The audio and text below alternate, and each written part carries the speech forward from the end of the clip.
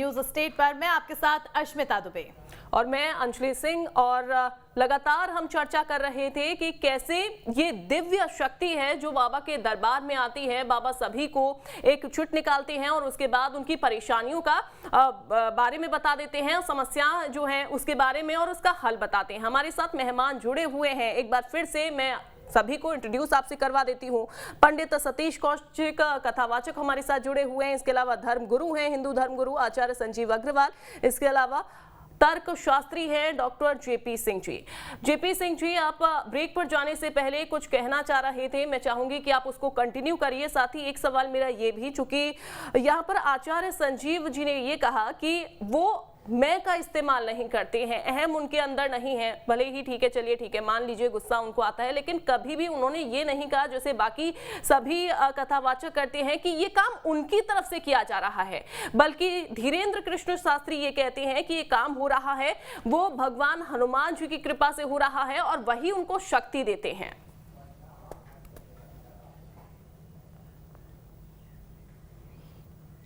देखिए, सनातन धर्म के सबसे बड़े धर्मगुरु 4 पीठों के शंकराचार्य हैं। इसके बाद जो है अखाड़े हैं। आपका जूना अखाड़ा सबसे बड़ा अखाड़ा है, और आप समझिए अवधेशानंद गिरी भी प्रवचन करते हैं। आपने कभी भी जाए जो आपके अखाड़े के धर्मगुरु हों या चाहे चारों शंकराचार्य हों, उनके आप कभी भी समागम में आप ये चमत्कार देखते हैं कि वो किसी को नाम से लेके पुकारें, किसी को बोल के पहचान करें, मंच पर ताली बजाने लगे, मंच पर पैर पीटने लगे, मंच पर जो है लड़कों की तरह जो है क्या कहते हैं उछल उछल करके जो है नाटक करने लगे। लेकिन सबका एक अलग तरीका होता है, सबका एक अलग व्यवहार होता है। इन्होंने धीरेन्द्र शास्त्री को इंडोर्स किया है?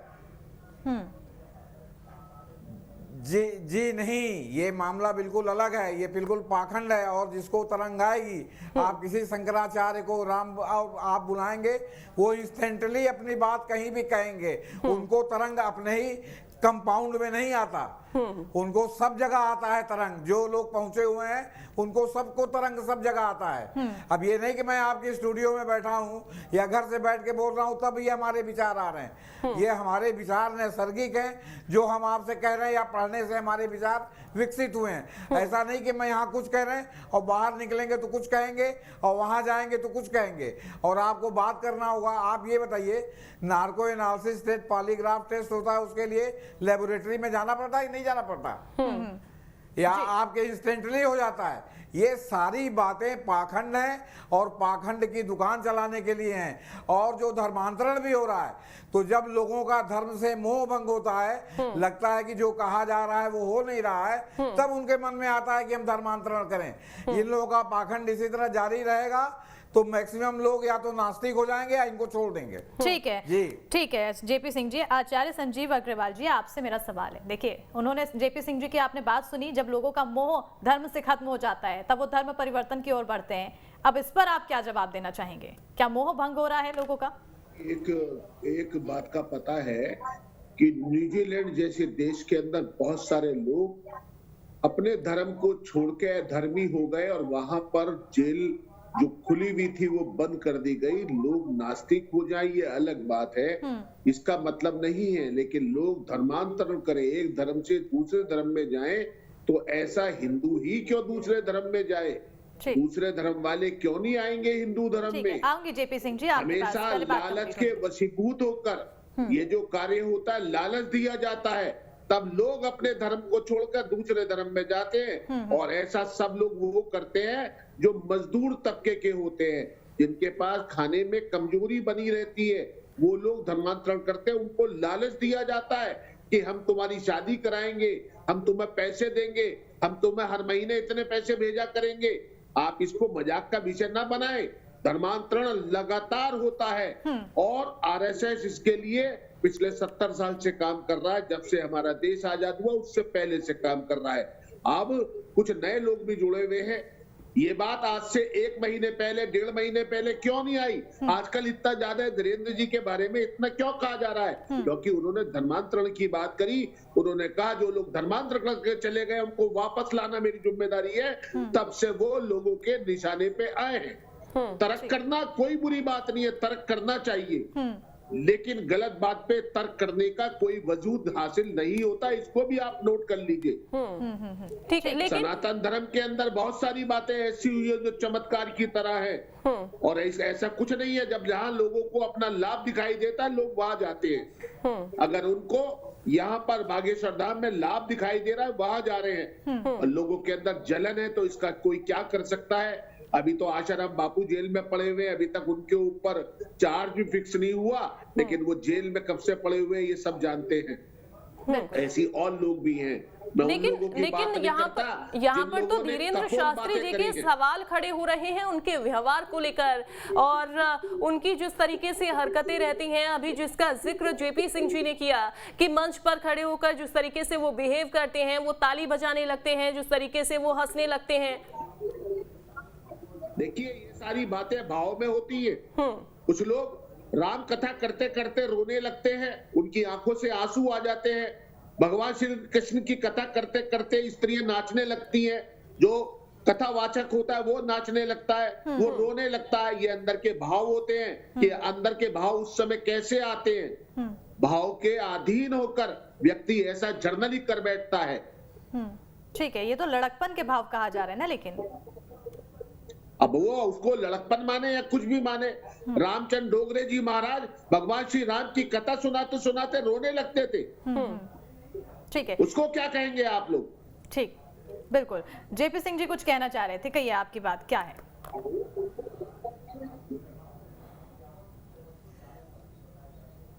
देखिए, ये जो रोना गाना हंसना है, ये सब जो है वो मार्केटिंग है। आपसे बता रहे हैं कि भाव विह्वल होकर रोते रोते लोग पुरुषों पर नहीं गिरते, स्त्रियों पर गिरने लगते हैं, ये भी भाव विह्वलता है। और अभी आसाराम जी के बारे में इन्होंने कहा, आसाराम जी को सजा हो चुकी है कोर्ट से, वो आजीवन कारावास की सजा काट रहे हैं। आपका जो है राम रहीम, डेरा राम रहीम के राम रहीम सजा काट रहे हैं। और आपको बताएं कि इन्होंने अपनी, अभी इसके पहले मैं कहना भूल गया, इन्होंने कुत्ते बिल्ली कहा, हम भी गधे कुत्ते कह सकते हैं लोगों को। जरा शाब्दिक मर्यादा, धर्म गुरु हैं तो अपनी कायम रखें, वरना दूसरों को भी गधा और कुत्ता कहना आता है। सवाल यही है, क्योंकि जिस तरीके से यहाँ पर ये कहा जाता है, धीरेन्द्र शास्त्री भी कई बार अपनी मर्यादा भूल जाते हैं, अपनी भाषा की मर्यादा भूलकर कई बार ऐसे जवाब दे दिए उनकी तरफ से जाते हैं जो चर्चा का विषय बन जाता है, उनकी आलोचना होने लगती है। फिर बाद में कहते हैं कि नहीं, उनका वो व्यवहार है, उनका उस तरीके से तर्क रखा जाता है। क्या ये सही है संजीव जी? जो 27-28 साल की उम्र का होता है उसके अंदर थोड़ा लड़कपन हो सकता है। अब आप एक 70 व्यक्ति का जो तर्कशास्त्री है उससे बात कर रहे हैं, एक 27 साल के व्यक्ति में बात कर रहे हैं, दोनों के नेचर के अंदर कुछ तो फर्क होगा। आप इसको ऐसा तो नहीं कह सकते कि कोई बच्चा है वो गोटी खेलना छोड़ दे, वो शुरू से ही चमत्कारिक बन जाए, ऐसा नहीं होता है। चमत्कार कोई चीज नहीं होती है, मैं भी मानता हूँ, लेकिन व्यक्ति अपने आप को इतना जरूर बिल्ड कर लेता है कि वो लोगों की भलाई के लिए कहीं भी खड़ा होके उसके कार्य को कर देता है, उसका कार्य हो जाता है, लोगों का विश्वास जम जाता है। एक व्यक्ति दूसरे से कहता है, दूसरा 2 और से कहता है, 2 4 से कहते हैं, और बाकी जो कसर होती है वो मीडिया पूरी कर देता है। लोगों में ज्यादा उसको शो करके लोग उसकी ओर ज्यादा आकर्षित हो जाते हैं, ऐसा ही देखने में आता है। इसमें ये सवाल उठाना गलत है, क्योंकि जो दिख रहा है, जो दर्शक देख रहे हैं, जो बाकी लोग देख रहे हैं, सबकी अपनी अपनी सोचने की एक तरीका होता है, अपने अपने सोचने का एक विश्वास होता है। भक्त वहां पर पहुंच रहे हैं, चलिए ठीक है, लेकिन ये सवाल उठा देना कि मीडिया इसको गलत तरीके से पोर्ट्रे करता है, ये मैं इसको सहमत नहीं हूं आपकी बात से। मैंने ये नहीं कहा, मैंने कहा मीडिया के द्वारा वो लोगों तक पहुंचे हैं। जो वो कर रहे हैं वो ठीक है, जब मीडिया का आकर्षण वो बने तो लोगों के घर घर तक उनकी फोटो पहुंच गई। ठीक है संजीव जी, लेकिन अगर देखा जाए तो अगर करोड़ों लोग उनके आकर्षण का केंद्र हैं, करोड़ों लोग उन पर विश्वास रखते हैं, तो मीडिया का वहां पहुंचना बहुत स्वाभाविक बात है। सतीश जी, आपके पास आना चाहूंगी, आपसे सवाल लेना चाहूंगी। आखिर अब लगातार यहाँ पर धर्म की बातें धीरेन्द्र कृष्ण शास्त्री जी कहते हैं, और अब चमत्कार को लेकर जो धर्म है, ये चमत्कार और विज्ञान के बीच एक धर्म भी बीच में बड़ी सवाल और बड़ी लाइन बीच के बन के चला आया है। अब ऐसे में एक यहाँ पर सवाल ये बनता है कि आखिर विज्ञान से अध्यात्म कितना अलग है और कितना एक है? देखिए मेरा मानना ये है, आज विज्ञान भी धर्म को मान रहा है। ऐसी कई सारी चीजें हैं, आप भी इस बात को जानती हैं, कई करोड़ों दर्शक इस बात को जानते हैं और मानते हैं कि बड़े बड़े वैज्ञानिक अमेरिका में बैठे हुए, नासा में बैठे हुए, वो धर्म ने जो हमारे शास्त्रों में, जैसे बड़े बड़े धर्म ग्रंथों में विद्वानों के द्वारा बताया गया कि गायत्री मंत्र बड़ा एनर्जेटिक होता है, तो ये हमारी धर्म की बातें हैं, हमारे शास्त्र सम्मत बातें हैं। ये बड़े बड़े वैज्ञानिक विज्ञान मान रहा है कि नहीं मान रहा है इसको, और आगे चल के ये चीज भी मानी जाएगी। और आप जैसे अभी कहा इस बात को कि ये चमत्कार हो रहा है।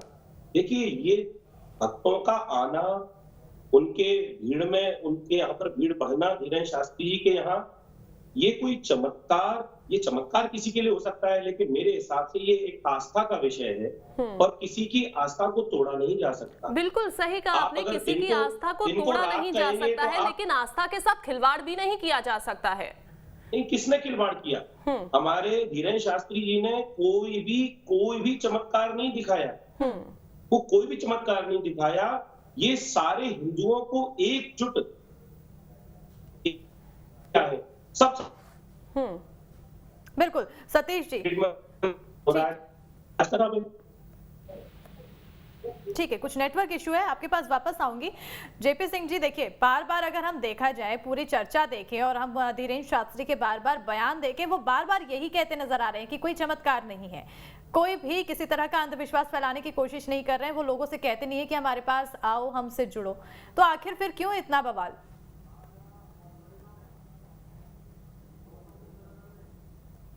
देखिए आप एक बात समझिए, मुरारी बाबू भी तो कथा कहते हैं, वो तो आसाराम की तरह जेल में नहीं है। मुरारी बाबू भी तो कथा कहते हैं, वो तो कभी कोई चमत्कार नहीं करते। जूना अखाड़ा के जो है आपके अवधेशानंद गिरी टीवी पर भी प्रवचन करते हैं और ऐसे भी प्रवचन करते हैं, लाखों की संख्या में भीड़ जुटती है। वो भी तो कोई चमत्कार नहीं करते कि लंगड़े को खड़ा करा के चला दें, वहीं उछलने लगे, कूदने लगे। उनके वाणी में, उनके उसमें एक शालीनता रहती है। इनकी तरह जो है वो क्या कहते हैं, लौंडे लपाड़ी की तरह नहीं करते। और ये तो बात हो गई कि आपको दिव्य शक्ति भी आ गई और आप अभी लौंडे भी हैं, दोनों बातें एक साथ नहीं चल सकती। दूसरी बात मैं अपने बारे में क्लियर कर दूं, मैं तर्कशास्त्री हूं लेकिन मैं अधार्मिक व्यक्ति नहीं हूं। मैं बिल्कुल सनातनी हूं, लेकिन मैं सनातनी में पाखंड का सर्वथा विरोधी हूं। और मैं यहां तक जानता हूं कि वैष्णव, शैव, शाक्त ये क्या है और इनकी विचारधारा क्या है। और हम लोग जो है वो पुरातन समय से शैव हैं, हम लोग कभी वैष्णव में नहीं घुसने की कोशिश करते, लेकिन वैष्णव शैवों में लगातार घुसने की कोशिश करते हैं। मैं कई घंटे इन सब चीजों पर बहस कर सकता हूँ। हिंदू धर्मशास्त्र का इतिहास मेरे पास है, जो प्रोफेसर काणे ने लिखा है, और वो भारत रत्न है, उनको पहली सरकार ने भारत रत्न दिया था। इस तरह अनर्गल प्रलाप करना और सनातन धर्म के नाम पर पाखंड फैलाना, और जो उस पाखंड का विरोध करे उसको कह देना कि ये विधर्मी है, ये हिंदू नहीं है। तो मैं सनातनी हूँ, मुझे किसी के सर्टिफिकेट की जरूरत नहीं है कि मैं हूँ कि नहीं हूँ, लेकिन मैं पाखंड का सर्वथा विरोधी हूँ। जी बिल्कुल। और कहीं ना कहीं मैं आपसे थोड़ा सहमत जरूर इस वजह से हूं, चूंकि जिसका जिक्र किया है आचार्य जी ने, जिसका जिक्र किया कि ठीक है सभी लोगों के पास भक्त पहुंचते हैं और कथाएं सुनते हैं, लेकिन एक उनकी आस्था उनके साथ जुड़ी हुई है। लेकिन यहाँ पर अगर बात की जाए, चूंकि आपने आसाराम का जिक्र किया, उनके पास भी तो तमाम भक्त पहुंच रहे थे, वो तो खुलासा हुआ और उसके बाद फिर ये सारी चीजें हैं वो निकलकर सामने आने लगी, हनी ट्रैप का मामला सामने आने लगा। संजीव जी देखिए, हनी ट्रैप ये देखिए, या किसी आदमी को जेल जाना ये बिल्कुल अलग बात है। बात आज जो हो रही है वो बात हो रही है बागेश्वर धाम के सन्यासी, नहीं वही बात हो रही है, लेकिन यहाँ पर बात आस्था के साथ की हो रही है ना। बिल्कुल, अगर बात हो रही है धीरेन्द्र शास्त्री की, तो ये भी तो कहा जा रहा है ना कि लोग तो उनसे भी जुड़ते थे, आशाराम बाबू से भी जुड़ते थे, राम रहीम से भी जुड़ते थे, लोगों की आस्था है। इसके लिए एक कमेटी बनाकर फिर उसके बारे में पूरी जानकारी दी जाए, एक कमेटी बना दी जाए जिसके अंदर तर्कशास्त्री भी हो या जिन्होंने चैलेंज किया है वो भी हो। फिर काहे के लिए दिक्कत आ रही है इसके अंदर? फिर सरकार के पास एक एप्लीकेशन लगाओ कि वो एक कमेटी बनाए और सही दूध का दूध, पानी का पानी कर दे। इसमें काहे की परेशानी है हमें? श्याम मानव की चुनौती को स्वीकार क्यों नहीं किया गया? उन्होंने सिर्फ इतना कहा, धीरेन्द्र शास्त्री जी ने इतना कहा कि ठीक है, आप जो मुझे चुनौती करते हैं वो आकर मेरा दिव्य दरबार देख लें। यहाँ पर जो श्याम मानव की तरफ से जो चैलेंज उनको किया गया था, उस चैलेंज को एक्सेप्ट क्यों नहीं किया गया? सवाल मेरा ये। देखिए, जहां तक करने की बात है, वो रायपुर से बात कर रहे हैं। अगर वो श्याम मानव को ऐसे करना है तो वो रायपुर क्यों नहीं चले जाते? क्या दिक्कत है रायपुर जाने में? अगर आपको रायपुर नहीं जाना है तो वो अपनी सुविधा के हिसाब से नागपुर भी चले जाएंगे। ऐसा ये कहना बहुत आसान है कि जी आप नागपुर आ जाओ और अपने जो आपने कहा है उसे पूरा करो। ये तो कोई बात नहीं हुई। ठीक है, ठीक है। पंडित सतीश कौशिक जी, क्योंकि उनके लड़कपन को लेकर, उनकी उम्र को लेकर बार बार सवाल उठ रहे हैं और बार बार यही कहा जा रहा है कि उम्र, इसमें यही तर्क दिया जा रहा है कि उम्र मायने नहीं रखते हैं, क्या कहेंगे आप? सबका अपना अपना एक स्टाइल होता है, सबका अपना एक स्वभाव होता है। हम किसी के स्वभाव को किसी से जोड़ नहीं सकते। आपका कैसा स्वभाव है, आपका और भाव जोड़ दिया है, जुना मीठा जीतर, तो ये तो कोई बात नहीं। किसी का स्वभाव कैसा है, किसी का स्टाइल, किसी का स्टाइल कैसा है, आपको कौन सा स्टाइल पसंद आता है, ये तो आपकी परेशानी, हमारी खुद की अपनी चीज पसंद है। तो इस प्रकार से प्रश्न उठाना मेरे हिसाब से वो गलत है। ठीक है, कहीं ना कहीं इस प्रकार से प्रश्न नहीं उठाया जा सकता।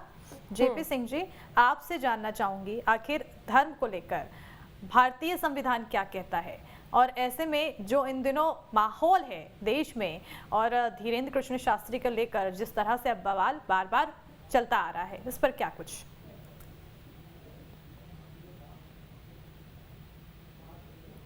देखिए, संविधान या ये जो सवाल आपने किया, बहुत अच्छा सवाल किया। उस संविधान के ही तहत अंधश्रद्धा कानून जो है वो आपके महाराष्ट्र में बना हुआ है।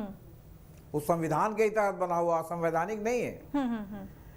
क्योंकि वो बहुत ज्यादा जो है बढ़ गया है। अब आपको बताएं कि उत्तर प्रदेश के तमाम, आपके पूर्वांचल के बहुत से जिले ऐसे हैं जहां बुखार हो जाए, जहां कैंसर हो जाए, तो दवा के साथ साथ जो है झाड़ फूंक भी चलती है।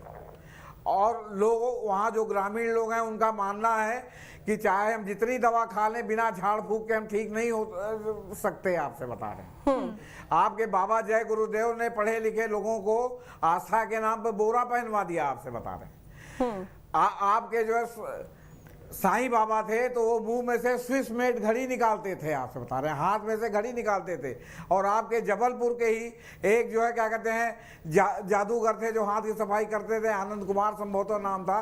उन्होंने खुद वो सब करके दिखा दिया पब्लिकली कि ये किस तरह तिकड़म से होता है। आपके भैयू जी महाराज थे मध्य प्रदेश में, क्या हुआ उनका?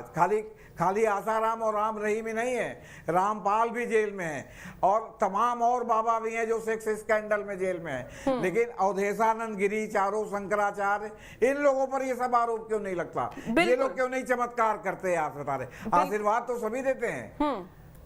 बिल्कुल बिल्कुल सही कहा आपने कि आरोप उन लोगों के ऊपर नहीं लगाए जाते हैं जो कथावाचक। चूंकि मैं इस बात का जिक्र करना चाहूंगी और कुछ नाम भी मैं लेना चाहूंगी, जैसे कि जया किशोरी जी हो गई, इसके अलावा देवकी नंदन ठाकुर जी हो गए। कथा कहते हैं, कोई चमत्कार नहीं करते, लोगों की परेशानियां दूर नहीं कहते, सिर्फ कृष्ण का नाम लेते हैं या अन्य भगवान का जो भी उनके इष्ट देव हैं उनका नाम लेते हैं और उसके बाद सिर्फ कथा कहते हैं, लोग उनके साथ जुड़ते चले जाते हैं। लेकिन धीरेन्द्र शास्त्री जी के ऊपर सवाल इस वजह से उठ रहे हैं क्योंकि यहाँ पर चमत्कार की बात हो रही है। इसके ऊपर मैं आऊंगी, इसके बारे में यहाँ पर जेपी सिंह जी की तरफ से, माफ कीजिए, कहा गया कि यहाँ पर लड़कपन जो है वो उनकी तरफ से दिखाई देता है। पंडित धीरेन्द्र शास्त्री के बारे में हम जिक्र कर रहे हैं। अब सवाल मेरा ये था, चूंकि ब्रेक पर जाने से पहले मैंने भी कुछ नामों का जिक्र किया, नाम थे कि देवकी नंदन ठाकुर जी, जया किशोरी जी, ये तमाम ऐसे नाम हैं जो सिर्फ कथा कहते हैं और उसके बाद भक्त उनकी तरफ आकर्षित होते चले जाते हैं। सवाल मेरा आपके साथ है, आचार्य संजीव जी के साथ और पंडित सतीश जी से, आप दोनों से मैं चाहूंगी कि बारी बारी से आप जवाब दीजिए कि सिर्फ कथा ही क्यों नहीं की जाती है, यहाँ पर चमत्कार क्यों किए जाते हैं, और चमत्कार अगर हो भी रहे हैं तो चलिए उनका प्रूफ भी दे दिया जाए। सवाल तो यही है कि आखिरकार सिर्फ कथा तक ही सीमित क्यों नहीं है पंडित धीरेन्द्र शास्त्री जी। सबसे पहले सतीश जी आपके पास। जी, मैं अपनी एक बात वही जिसी बात पर मैं कायम था, मैं वही बात कहना चाहता हूँ कि कभी धीरेन्द्र शास्त्री जी ने नहीं कहा कि आप मेरे पंडाल में आइए और आकर मेरा चमत्कार देखिए या मैं ये कृपा करने वाला हूँ। आपको ये 2 पॉइंट पर विशेष ध्यान रखना चाहिए अस्मिता जी, और मैं दमाइकर से निवेदन करूंगा कि उन्होंने कभी भी किसी वीडियो में ये नहीं कहा कि मैं ये काम कर रहा हूँ। उन्होंने हर बार और बार बार एक ही बात कही है कि बागेश्वर हनुमान जी महाराज, बागेश्वर बालाजी महाराज, प्रभु श्री राम जी की कृपा से सारे कार्य। उन्होंने कभी क्रेडिट अपने आप को नहीं दिया, क्रेडिट नहीं दिया है। लेकिन अगर हमको ये पता लग जाए कि ये डॉक्टर है, इस स्पेशलाइजेशन में इसको महारत हासिल है, तो उसी को लेकर इलाज करने के लिए मरीज वहां पर पहुंचते हैं। अब ऐसे में धीरेन्द्र शास्त्री जी का पता चला कि ये यहाँ पर समस्याओं को लेकर जिक्र किया जाता है उनकी कथाओं में, तो जाहिर सी बात है कि भक्त वहां पर पहुंचेंगे। अब नहीं कहते देवकी नंदा ठाकुर जी की मैं किसी समस्या का हल करता हूँ, जया किशोरी जी नहीं कहती हैं कि मैं किसी समस्या का हल करती हूँ, तो उनके पास वैसे भक्त नहीं पहुंचते हैं, सिर्फ कथा सुनने के लिए पहुंचते हैं।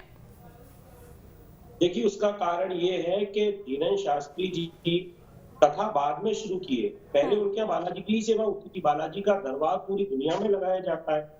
सालासर वाले बालाजी, जिनका प्रोग्राम डिस्कवरी चैनल पर भी आता है, आप देखिए वहां पर जाकर। ठीक है, तो यही निकल कर आता है ना कि अगर वो कथा बाद में शुरू करते हैं, मतलब कि उन्होंने सनातन धर्म को बाद में कवर करना शुरू किया है। पहले उन्होंने चमत्कार से उपलब्धता हासिल जुड़ा हुआ है। नहीं, सनातन धर्म में ही जुड़ा हुआ है। जुड़ा जरूर है सनातन धर्म में, लेकिन चमत्कार से ही तो शुरुआत हुई ना उनकी, और विश्वास पे दुनिया कायम है। अगर लोगों को विश्वास है कि चमत्कार है, उनका दुख दर्द खत्म हो रहा है, तो लोग तो पहुंचेंगे। स्मिता जी, मैं ये कहना चाहता हूँ कि अगर चमत्कार की बात की जाए तो लोग सालासर वाले बालाजी के पास मेहंदीपुर बालाजी पर पहुंच रहे हैं लोग, और लोगों के काम हो रहे हैं वहां पर। उनके ऊपर जो भी भूत व्याधाएं हैं, आप उनको भी देखिए जरा एक बार। वहां पर जाने से लोगों की भूत व्याधाएं दूर हो रही हैं, वहां पर लोगों के जाने से कष्ट उनके दूर हो रहे हैं, और वहां पर इतनी भीड़ लगी हुई है। लेकिन आप किसको चैलेंज करेंगे? नहीं, चैलेंज चित्रकूट चले जाइए, वहां कोई व्यक्ति विशेष वर्ग का आदमी लोगों को अट्रैक्ट नहीं कर रहा है। वहां पर तो सीधा व्यक्ति विशेष आदमी की जो बात की जा रही है, वो व्यक्ति विशेष हमारे हिंदू धर्म के ही संतों को टारगेट क्यों किया जा रहा है? चलिए ठीक है, और भी तो देखिए जा रहा है। ठीक है संजीव जी। देखिए, जो बात ये कह रहे हैं सतीश कौशिक जी, वो अपनी जगह पर बिल्कुल सही कह रहे हैं। चमत्कार को नमस्कार होता है जब कुछ लोगों को लाभ होता है, तो बहुत से लोग उस तरफ आकर्षित होते हैं। बिल्कुल। जब बहुत से लोगों को लाभ होता है तो हजारों लाखों लोग उसकी ओर आकर्षित होते हैं। आज जब हम लोग डिबेट के अंदर शामिल हैं, तो लोगों ने इसको डिबेट को भी हजारों लाखों लोगों ने देखा है, वो भी उनकी ओर आकर्षित होंगे। तो ये जो आकर्षण का मैटर है, कुछ लोग देखने के लिए पहुंच जाते हैं, कुछ लोग परेशानी में होते हैं तो वो अपने लिए कुछ चमत्कार की भावना से पहुंचते हैं। इस तरह वो पूरा का पूरा माहौल बन जाता है। लेकिन जो धीरेन्द्र शास्त्री है, उन्होंने नहीं कहा मैं करता हूँ। वो कहते हैं कि जो करते हैं वो हनुमान जी करते हैं, मेरे द्वारा हो रहा है। ये बात गलत है कि हम उनके ऊपर टारगेट करें। उनका टारगेट का कारण 1 महीने के अंदर ये बना कि उन्होंने धर्मांतरण जैसी विचारधारा के खिलाफ कार्य किया, तो वो लोगों के निशाने पे आ गए। धर्मांतरण होता रहे, वो कुछ ना बोलते तो वो भी कहाँ टारगेट बनते। आज उनका बोलने का मकसद ही एक रहा कि एक स्टेट का मंत्री कहता है कि मैं मंत्री पद छोड़ दूंगा, वो यहाँ आके साबित कर दे। अरे वो तो है ही उसी शहर में, तो साबित क्या करेंगे? आपके सामने कह रहे हैं। अब आती है बात चमत्कार की। उन्होंने कभी दावा नहीं किया मैंने चमत्कार कर रहा हूँ। आप मुझे बताइए, आप मीडिया के लोग हैं, उन्होंने ये कहा किसी भी चैनल पे कि मैं चमत्कार कर रहा हूँ? उन्होंने हमेशा मैं भी यही कह रही हूँ संजीव जी कि उन्होंने कभी कहा नहीं है। उन्होंने कभी कहा नहीं है, लेकिन लोग तो जुड़ रहे हैं ना। मेहंदीपुर के बालाजी जाते हैं लोग, भूत प्रेत को दूर करने के लिए जाते हैं। मैंने भी वहां जाके देखा है कि लोगों की साड़ी नीचे से बांध दी जाती है महिलाओं की, और वो वहां पर विभिन्न प्रकार की मुद्राओं के अंदर आ जाती है। तो क्या कहेंगे आप इसको? छोटी छोटी बातों को बहुत बड़ा आडंबर का रूप दे देना, ये कहीं पर भी धर्म के खिलाफ ही माना जाता है। बिल्कुल, बिल्कुल। हमारा धर्म आस्था का धर्म है, विश्वास का धर्म है। लोग अपने विश्वास के, अभी सिंह साहब ने भी कहा, जेपी सिंह साहब ने, कि जो हमारा उत्तर प्रदेश का पूर्वांचल है वहां पर भी आज दवाई खाते हैं लोग, लेकिन उसके बाद भी वो कुछ ऊपरी के चक्कर में पड़ के कुछ काम करते हैं, ये उनका विश्वास है। और वहां पे तो धीरेन्द्र शास्त्री नहीं है, वो तो अपने पता नहीं कब से ये काम में चले आ रहे हैं। लोग अपनी अपनी मान्यताओं के हिसाब से सारे कार्य करते हैं। इसका मतलब ये नहीं है कहीं सनातन धर्म को कोई आदमी को टारगेट करे या कोई कहे कि ये चमत्कार हो रहे, ये चमत्कार नहीं है। चमत्कार नहीं है, चमत्कार है तो हनुमान जी चमत्कार है। जब रात को बच्चा डरता है तो हनुमान चालीसा उसे सुना दिया जाता है तो उसका डर खत्म हो जाता है, वो चैन की नींद सो जाता है।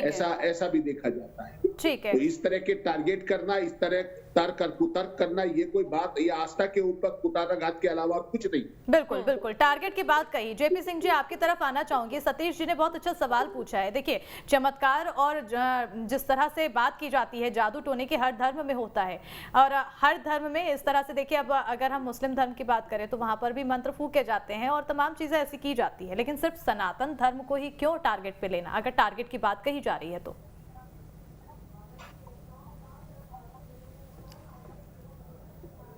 देखिए, ये बात आपकी बिल्कुल सही है और सतीश जी ने भी जो बात कही अपने पूर्वांचल की बात की जगह ये इसको आप मध्यांचल में रखिए, क्योंकि मध्यांचल में जो है ये झाड़ फूंक वाली समस्या ज़्यादा है। मध्यांचल मतलब प्रयागराज, प्रतापगढ़, सुल्तानपुर, जौनपुर, ये पूर्वांचल में बलिया और जो है वो गाजीपुर के लोग जो है झाड़ फूंक नहीं करते।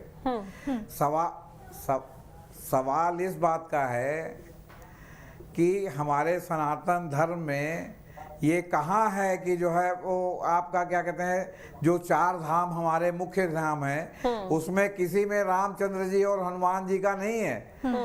आपके द्वारिका और पुरी में कृष्ण भगवान है, आपके बद्री विशाल में जो है आपके क्या कहते हैं विष्णु भगवान है, केदारनाथ में शिव भगवान है, आपके रामेश्वरम में शिव हैं। बाकी जितने शक्तिपीठ हैं, देवी स्थान है, जितने आपके क्या कहते हैं ये आपके शिव स्थान वाले जो मंदिर हैं, है ना, जो ज्योतिर्लिंग कहे जाते हैं, आप पूरे दक्षिण भारत में चले जाइए, आपको राम और शिव कहीं मिलेंगे, राम और ये बस ब्रह्मा विष्णु महेश मिलेंगे।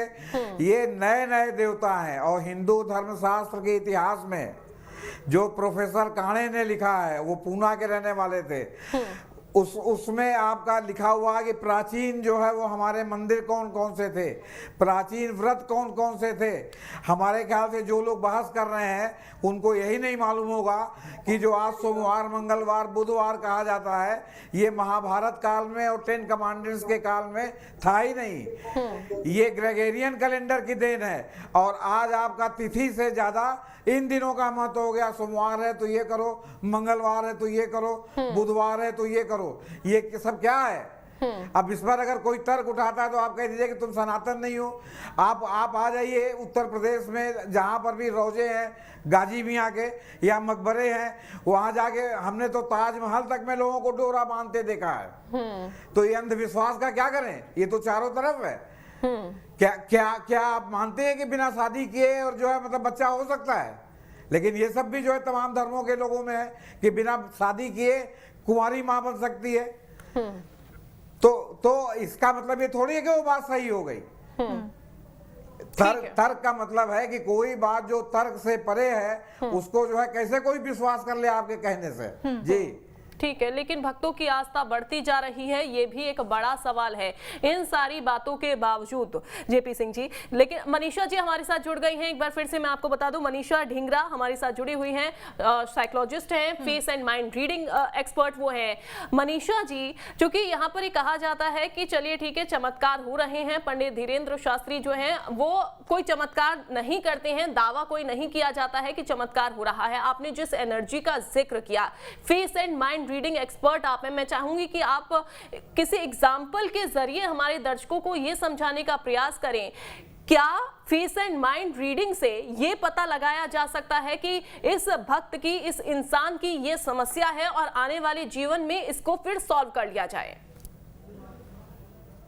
5G पे कनेक्टेड है, 220 Mbps स्पीड दिखा रहा है, अभी चेक कर। आपको आवाज मिल पा रही है मनीषा जी? लगता है आवाज मनीषा जी के पास नहीं पहुंच पा रही है, नेटवर्क इशू है। एक बार फिर से मैं पंडित सतीश कौशिक जी के पास में आना चाहूंगी, जिसका जिक्र आपने अभी किया था कि चलिए ठीक है, इन सारी बातों को नहीं माना जाता है और सिर्फ ये कहा जाता है कि कथा अगर कर रहे हैं या फिर वो चमत्कार का दावा नहीं करते हैं पंडित धीरेन्द्र शास्त्री, तो पंडित धीरेन्द्र शास्त्री सिर्फ कथा ही क्यों नहीं करते हैं? सवाल मेरा ये भी। दूसरा सवाल मेरा ये है आपसे कि अगर यहाँ पर चमत्कार का दावा हो रहा है तो भक्तों को कैसे विश्वास यहाँ पर होता चला गया उनके ऊपर कि इतनी संख्या में भक्त उनके पास जुड़ते चले गए? आस्था हो रही है या आस्था है या फिर उनका विश्वास जीतने की कोशिश शुरुआत में कर ली गई, जिसकी वजह से भक्त चेन बाय चेन उनसे जुड़ते चले गए? आज के इस समय में अभी पढ़े लिखे हुए हैं, तब टेक्नोलॉजी से जुड़े हुए हैं, कोई गांव के देहाती लोग नहीं, अच्छे मैं पढ़े लिखे IAS IPS ऑफिसर्स की बात करता हूँ, बड़े बड़े नेताओं मंत्रियों की मैं बात करता हूँ, जो पढ़े लिखे हुए हैं और सब तरह से वो जानते हैं कि ये क्या सत्य है क्या नहीं।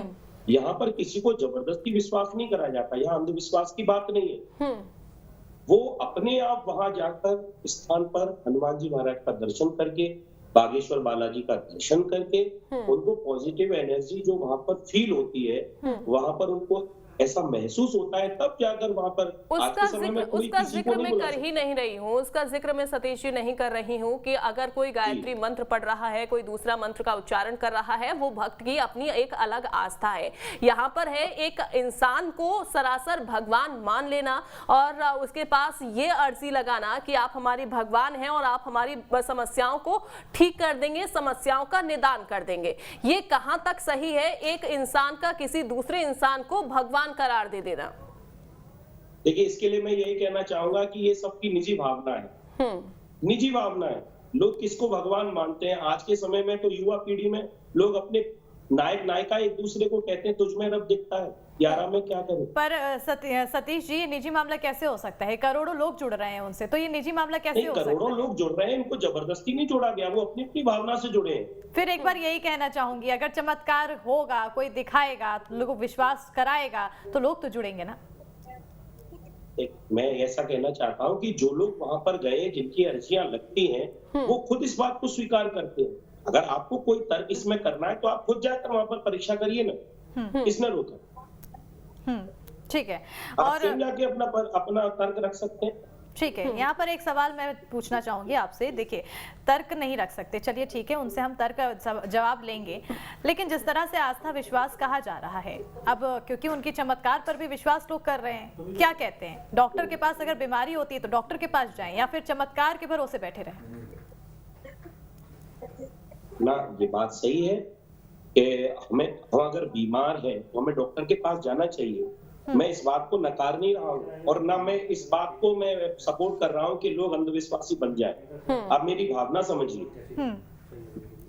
मैं ये नहीं कहता कि आप अंधविश्वासी बन जाए, मैं ये नहीं कहता कि आप चमत्कार और आडंबर के चक्कर में फंस जाए, लेकिन मैं ये कहना चाहता हूँ कि किसी ना किसी माध्यम से लोग धर्म से जुड़े हुए हैं, मंदिरों से जुड़े हुए हैं, कथा से, सत्संग से, गुरुओं से लोग जुड़े हुए हैं, उनकी भावनाओं को कहां तक आहत किया जाए। जिस प्रकार ये चल रहा है न्यूज चैनल पर, बिल्कुल भावनाएं जगाई जाएगी तो भावनाएं तो बढ़ेगी ना। अब अगर इंसान एक भगवान के रूप में बन बैठेगा, हालांकि उनके द्वारा ना कहा जाए कि वो भगवान है या फिर वो ये ना कहें कि मैं अंधविश्वास फैलाता हूँ, चमत्कार करता हूँ, लेकिन आखिर वो लोगों को जोड़ रहे हैं, लोग तो उन्हें भगवान मान बैठे हैं ना कहीं अंधविश्वास ही तो फैला रहा है ना।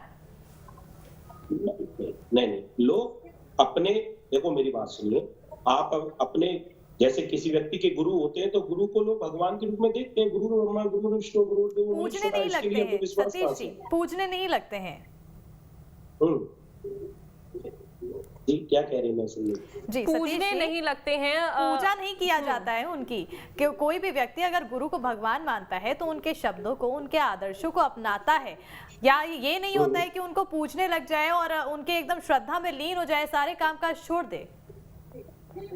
ना, उन्होंने नहीं कहा कि आप अपना सारा कामकाज छोड़ दीजिए, उन्होंने नहीं कहा कि आप अपनी नौकरी छोड़ दीजिए, उन्होंने नहीं कहा कि आप अपना काम धंधा छोड़ दीजिए। सतीश जी, सवाल भी यही है कि वो कह नहीं रहे हैं, उसके बाद भी सारी चीजें हो रही हैं। संजीव जी, अगर चूंकि आपने कहा कि कुछ कहा नहीं जाता है उनकी तरफ से, और अगर वो कोई परेशानी भक्त की दूर कर रहे हैं तो इसमें कोई गलत बात नहीं है। सबका एक अलग अलग बिहेवियर होता है, सबका एक अलग अलग अपना कैरेक्टर होता है, जो कि वो एक रोल प्ले कर रहे हैं एक भगवान के थ्रू। ये कहा जाए तो, क्योंकि उन्होंने कहा कि वो भगवान के बहुत बड़े भक्त हैं, उनको शक्ति प्राप्त होती है। लेकिन ऐसे में अगर भक्त वहां पर पहुंच रहे हैं, जिसका जिक्र भी मैंने किया, 2 नाम मैंने आपको गिनाए, कथावाचक देवकीनंदन ठाकुर जी, जया किशोरी जी, वो तो किसी चीज का जिक्र नहीं करते हैं, वो कभी गलत भाषा का उपयोग नहीं करते हैं, और साथ ही साथ वो कभी ये नहीं कहते हैं कि आप सनातन धर्म को अगर कोई नहीं मानेगा तो भाई आप उनका बॉयकॉट कर दो। लेकिन धीरेन्द्र शास्त्री कहते हुए नजर आए हैं कि सनातन धर्म को आप नहीं मानोगे तो बॉयकॉट कर दो। की बात सही है। अभी आपने हम लोगों को एक फीडबैक दिया था कि एक विधायक जी, कांग्रेस के विधायक थे, वो भी वहां पर थे। जब मीडिया ने उनसे बात की तो उन्होंने कहा कि वाकई में मैंने चमत्कार इनका देखा है। आप लोगों ने और लोग जो अलग अलग जगह से आए थे उन लोगों से बात की, वो भी कह रहे हैं कि हमने इनका चमत्कार देखा है। एक महिला कल भी हमारे साथ जुड़ी थी, उन्होंने भी कहा कि मैंने उनका चमत्कार देखा है। उन्होंने पीछे से मुझे बुलाया और मेरा सभी कुछ उन्होंने कागज पे लिख के दे दिया। जब आप हमको ये चीज दिखा रहे हैं तो इसको चाहे चमत्कार की श्रेणी में रखे, चाहे आप इसको साधारण श्रेणी में रखे, लोगों का अपना अपना दृष्टिकोण होता है। ये बात सही है कि देवकीनंदन जी ने या जय किशोरी जी ने कभी नहीं कहा, लेकिन एक बार जब सनातन धर्म के ऊपर किसी ने उंगली उठाई थी तो देवकीनंदन ठाकुर भी उसके खिलाफ हो गए थे, यहाँ तक कि उन्होंने एक अपनी नई पार्टी बना ली थी। बाद में वो राजनीति में नहीं आए, लेकिन उनको भी गुस्सा आया था। जब जब सनातन धर्म के ऊपर उंगली उठेगी तब तब ये सब कुछ होगा। मैं यहाँ पर ये नहीं कहूंगा कि कोई आदमी सनातन धर्म का होना गलत है या सनातन धर्मी कहलाना गलत है। सभी लोग सनातन धर्मी हो सकते हैं।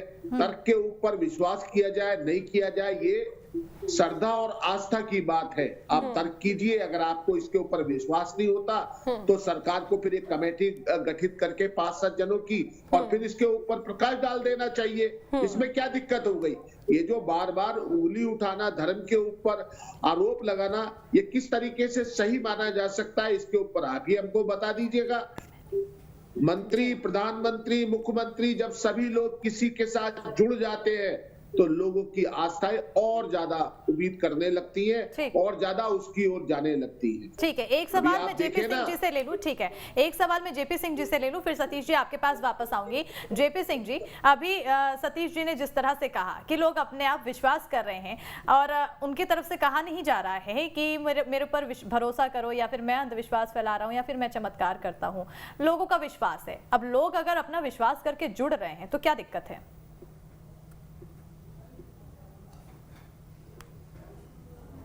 देखिए, कोई जुड़ने की बात नहीं है। देखिए, आप पहले एक बात समझिए, कोई बच्चा जब पैदा होता है तो पैदा होने के बाद जैसे होश संभालने लगता है तब से ही उसको डराया जाने लगता है।